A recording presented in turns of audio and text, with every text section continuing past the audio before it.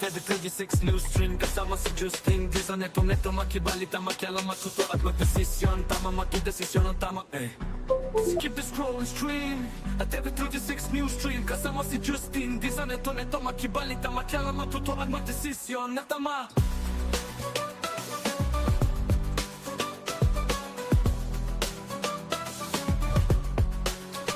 Skip the scroll and stream at TV36 News Stream kasama si Justin Disa neto makibalita makialam matuto at magdesisyon na tama magdesisyon na tama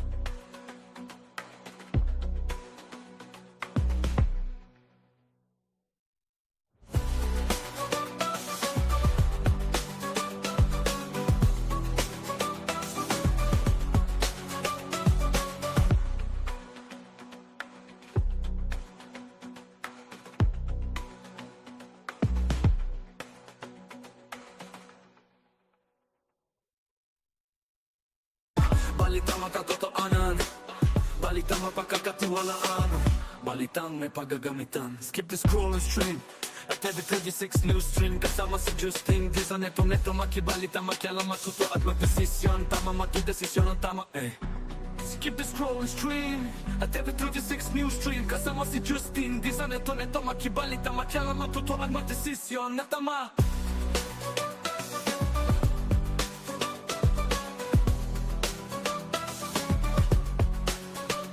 Skip the scroll and stream at TV36 News Stream kasama si Justin Disa neto makibalita makialam matuto at magdesisyon na tama magdesisyon na tama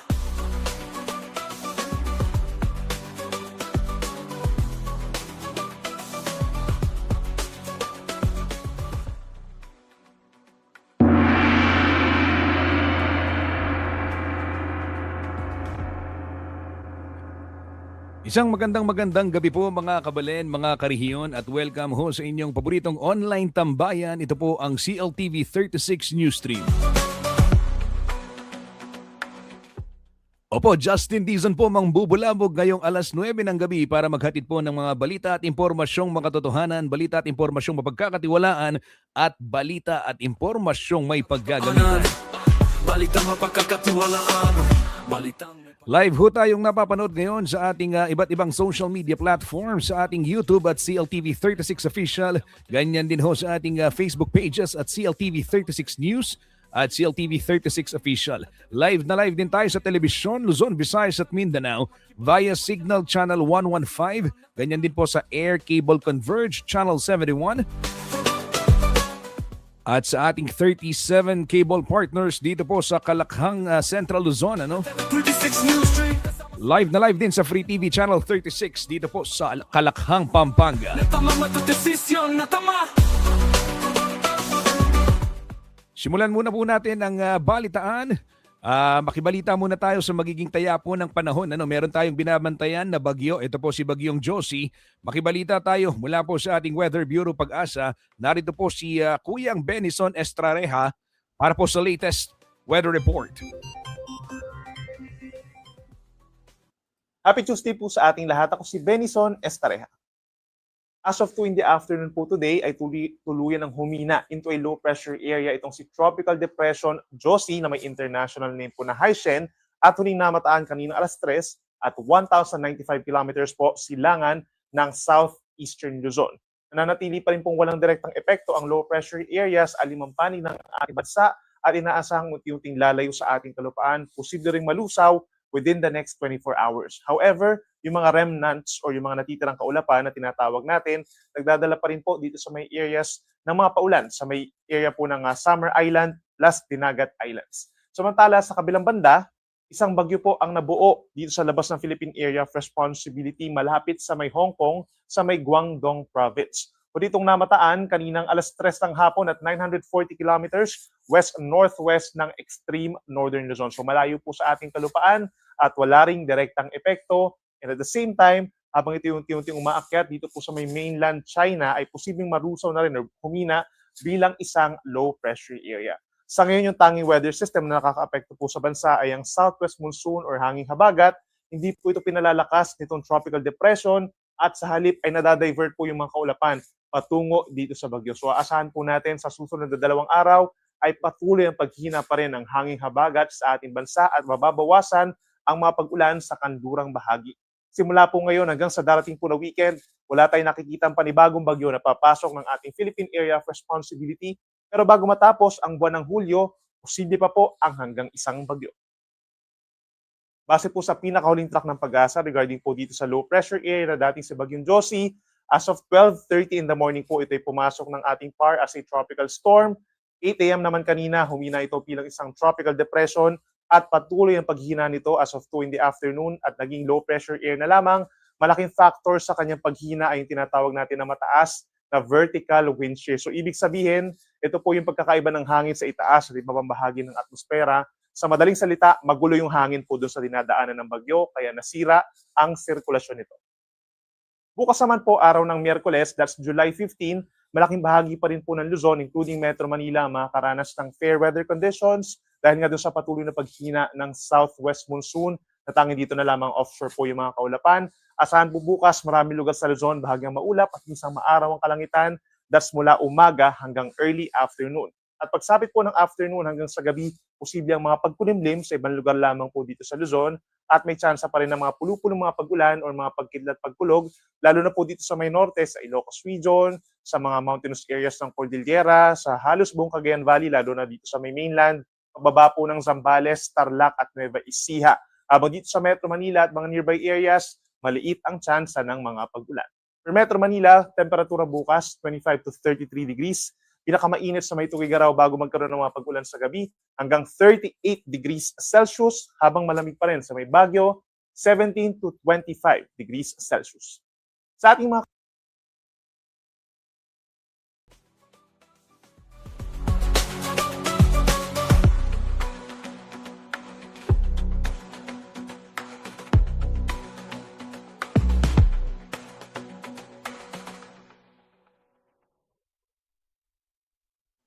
Balitang makatotohanan, balitang mapagkakatiwala. Maraming salamat Kuyang Benison Estareha ng DOST Pag-asa para sa ulat panahon. Kasama si Justin Dizon. Yan ho mga karehiyon, asahan yung pag-uulan sa malaking bahagi ng Luzon. Bukas po, araw ng Miyerkules, dala pa rin ho yan ng habagat at paglilinaw. Etong si Josie o dating bagyong Josie ay humina at naging isang low pressure area na lamang.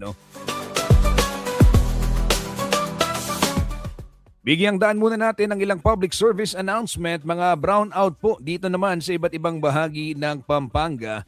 Ito po mga kababayan natin dyan sa may Florida Blanca, ay asahan po na mawawala ng supply ng kuryente mamayang alas 4 ng madaling araw. Oo, hanggang alas 5 ng madaling araw yan. Dahil na rin sa gagawing pag-repair dun sa termination kit power take-off ng transformer po ng SFELAPCO. Ano yung mga apektadong barangay, Kuyang Justin, kasama sa mga apektado? Ito pong San Antonio, Kabangkalan, San Pedro at Gutad. Yan po mawawala ng kuryente 1 oras, alas 4 ng umaga hanggang alas 5 ng umaga. Apektado rin ang nasabing brownout. Ito pong barangay San Roque, Anon, Santo Rosario, Bodega, Dampe at Carmencita. Dyan po sa Florida Blanca, Pampanga. Newsstream kasama si Justin Dizon. Neto makibalita makialam matuto at magkasisyon. Sa darating naman pong Huwebes, mga karehiyon, alas 9 ng umaga hanggang 1:00 ng tanghali o ng hapon, mawawalan ho ng supply ng kuryente dyan sa may Amayas Cape sa Kalulut, sa may syudad ho ng San Fernando, Pampanga. So 9 a.m. to 1 p.m. dyan sa may Amayas Cape sa Kalulut. Brown out po sa July 16, araw ho yan ng Huwebes.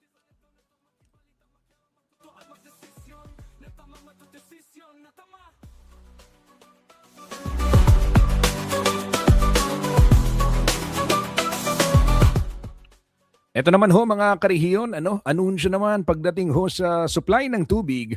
Abay, nagsimula na kaninang alas 8 hanggang alas 12 ng hating gabi. Dyan ho sa may San Pedro, Barangay San Pedro, Cotud, Ciudad San Fernando.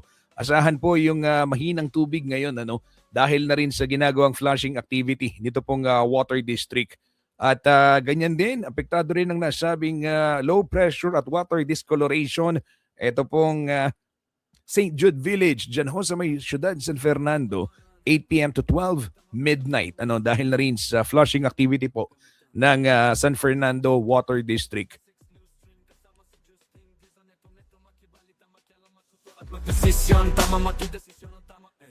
Mahina rin po ang tubig ngayon dyan sa may barangay Maimpis. Alas 8 ng gabi hanggang mamayang madaling araw o mamayang hating gabi ay mahina ang tubig dahil sa flushing activity dito pong Prime Water. Kasama rin sa mga apektado ng nasabing low pressure, itong Don Isabelo at Magtoto Compound. Barangay Halong sa Porac, Pampanga, mahina rin po ang supply ng tubig. Mamayang alas 10 magsisimula hanggang bukas, alas 3 ng madaling araw. Ayan, mawawalan ng supply ng tubig. Ayon na rin sa Prime Water. At ito po ay sa Miyerkules naman hanggang Huwebes, alas 9 ng gabi hanggang Huwebes, alas 5 ng madaling araw dyan sa may Mabalacat City, Barangay San Francisco. Mawawalan din ng supply ng tubig.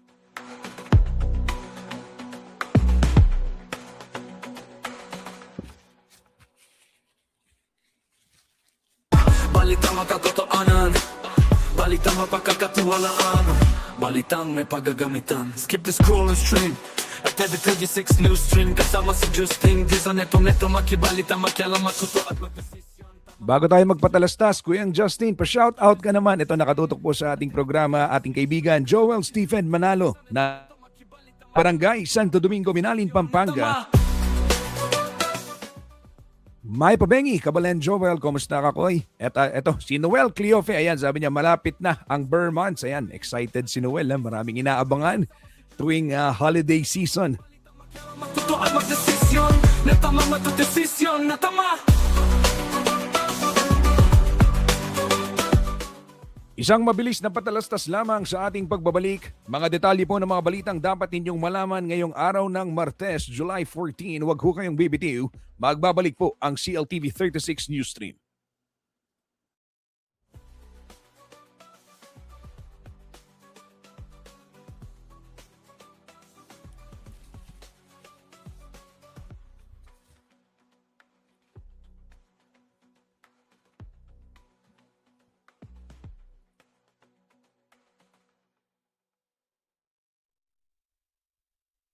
Balitang makatotoanan, balitang mapagkakatiwalaan, balitang may paggagamitan. Skip the scroll and stream at every 36 news stream. Kasama si Justin Dizon, neto makibalita, makialam, matuto at magdesisyon. Tama matudesisyon ang tama, Skip the scroll and stream at every 36 news stream. Kasama si Justin Dizon, neto makibalita, makialam, matuto at magdesisyon na tama.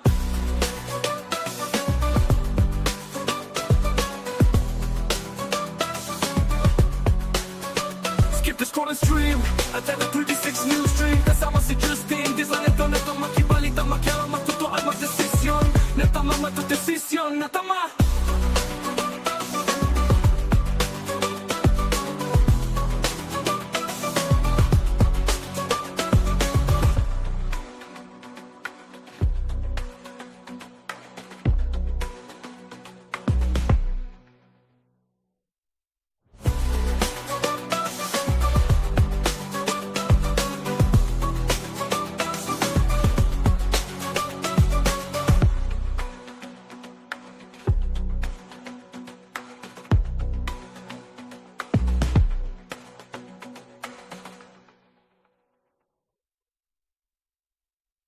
Balitang makatotoanan, balitang mapagkakatiwalaan, balitang may paggagamitan. Skip the scroll and stream at every 36 news stream. Kasama si Justin Dizon, neto makibalita, makialam, matuto at magdesisyon. Tama matudesisyon ang tama, Skip the scroll and stream at every 36 news stream. Kasama si Justin Dizon, neto makibalita, makialam, matuto at magdesisyon na tama. Nagbabalik po ang CLTV 36 News Stream at para ho sa mga detalye ng balita ngayong araw ho ng Martes, July 14, 2026.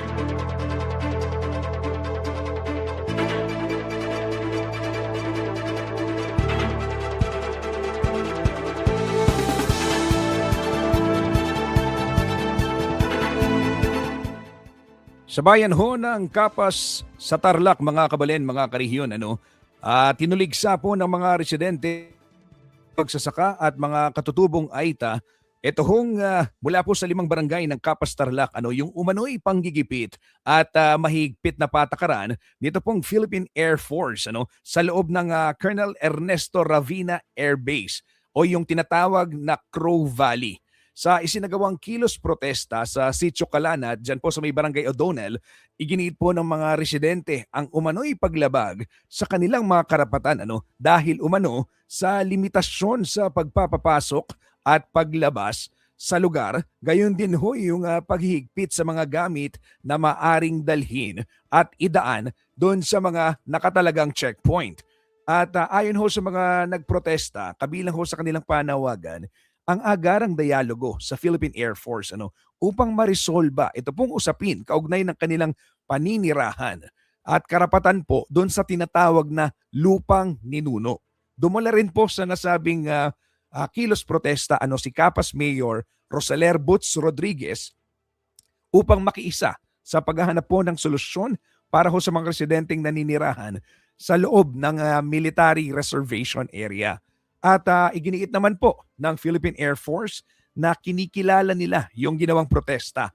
Ngunit sinabi po nila na bahagi ng lugar ang ginagamit para po dun sa tinatawag na live fire exercises. Kaya hinikayat po nilang lisanin muna ng mga residente ang lugar tuwing isinasagawa ang naturang aktibidad para rin sa kanilang kaligtasan.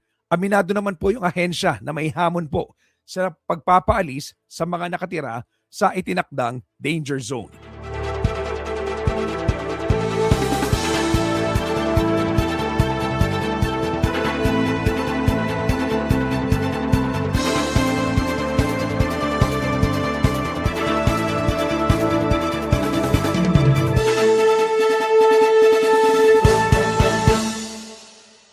Ito ho ang problema dyan, mga kabalen. Tirahan, residente, ibig sabihin doon sila naninirahan. Tapos magkakaroon bigla ng live fire exercises. So, paano naman, di ba? Talagang, madali lang naman eh. Talagang problema ho na sabi nga ng PAF, talagang mahihirapan silang magpaalis. Talaga, mahihirapan ho dahil tirahan yan ng ating mga katutubo. Di ba? Lupang ninuno ng mga katutubo. Itong ginawang praktisan dito hong mga militar. Kaya ganun na lamang yung kanilang pagtutol dahil maya't maya nariyan ho yung mga barilan sa kanilang paligid at mahigpit nga po yung nagiging patakaran na sana'y sila naman yung residente doon, sila yung naninirahan doon at ngayon po parang sila po'y nawawalan ng karapatan doon po sa kanilang tinitirahan.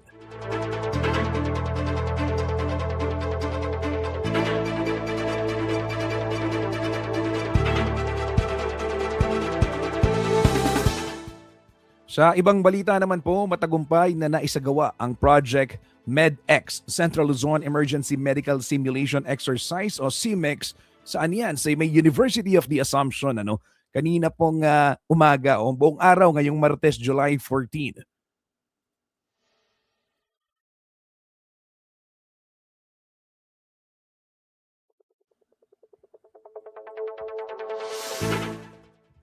Nasukat po sa nasabing CMEX ang coordination ng public at private sector sa pagtugon sa mga emergency situation, kabilang po ang time and motion assessment sa paghahatid ng mga sugatan sa medical facility. Naging makatotohanan po itong simulation dahil sa isinagawang rescue operations at sa mga estudyanteng gumanap bilang mga nasugatan. Gayon din ho yung pamamahala ng Incident Command Post ng mga kawani ng University of the Assumption. Nasubukan din po ang disaster preparedness plan ng universidad upang matukoy ang mga aspetong maaari pang mapahusay batay na rin ho sa naging resulta ng kanilang CMEX. Pinangunahan po ng Asia Pacific Alliance for Disaster Management o APAD Philippines ang pagsasanay, katuwang po ang UA, Philippine College of Medical Emergency, Office of Civil Defense Region 3, Philippine Medical Association, Philippine Disaster Resilience Foundation, UP Manila Disaster Risk Management, UP Resilience Institute, Green City Medical Center, Jose Bilingad Memorial General Hospital, Mother Teresa of Calcutta Medical Center, CDRMO San Fernando, Eagles Echelon, Guardcom, Kabalen DX3 at yung Our Lady of Fatima University.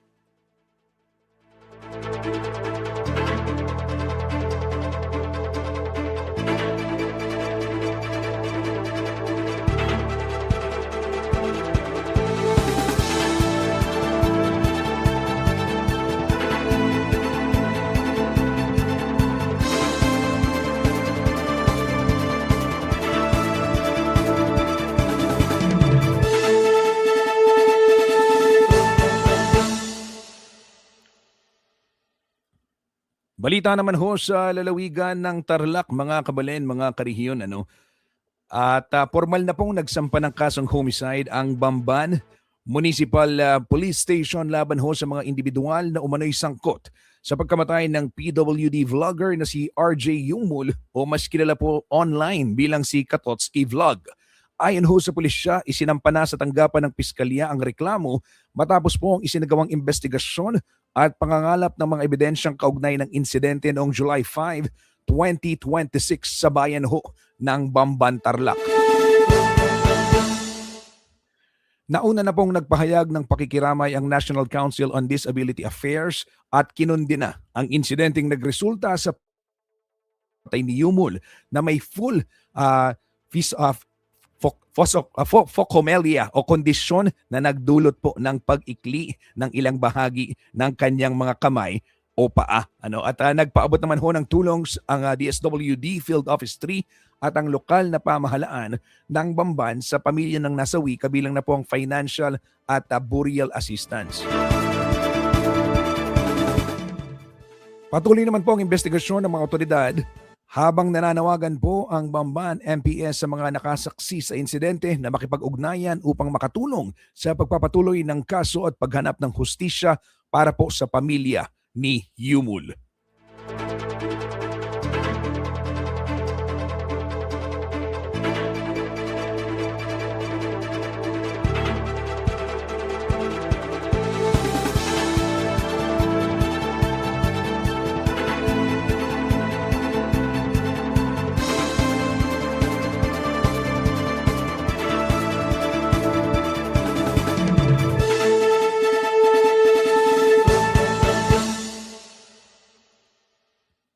Balita naman ho sa lalawigan ng Nueva Ecija, mga kabalen, mga karihiyon, pinasinayaan na po itong phase 1 ng M-Terra Solar Project dyan ho sa may barangay Puting Tubig, Gapan City. Dito pong Martes, July 14, mismong si Pangulong Bongbong Marcos ang nanguna sa nasabing inauguration.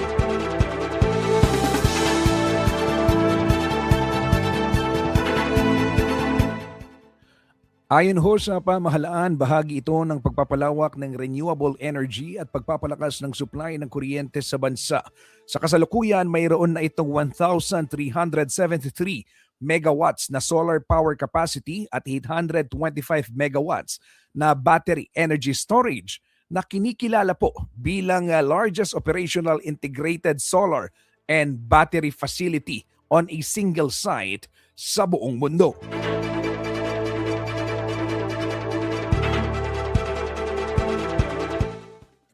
Inaasahang makatutulong po ang proyekto sa humigit kumulang 2.4 milyong kabahayan, makakalikha ng higit 10,000 na trabaho at makakabawas umano ng mahigit 4.3 million metric tons ng carbon emissions kada taon, oras po na makumpleto itong nasabing proyekto.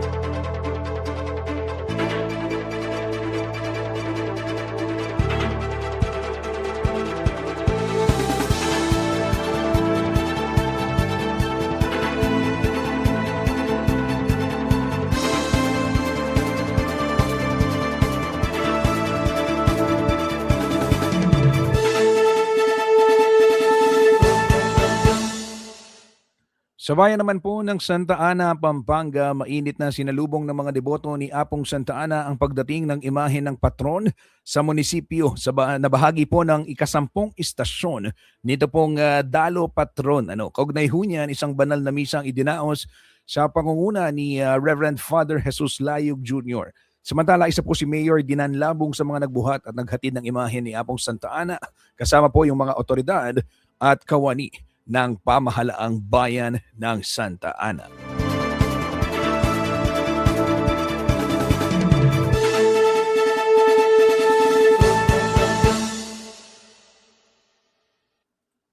Balitang makatotoanan, balitang mapagkakatiwalaan, balitang may paggagamitan. Skip the scroll and stream at every 36 news stream kasama sa Time check muna mga Krihiyon, 9:28 na ng gabi. Ako po'y magpapaalam na. ng tama Maraming salamat sa mga tumutok dito sa ating programa. Sama si Justin, di sa neto makibalita.